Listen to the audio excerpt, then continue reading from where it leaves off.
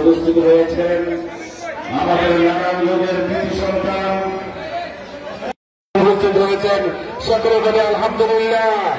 নারায়ে তাকবীর, নারায়ে তাকবীর, আলিতেকবাসীর পক্ষ থেকে লালগোলাপের শুভেচ্ছা, লালগোলাপের শুভেচ্ছা, আলিতেকবাসীর পক্ষ থেকে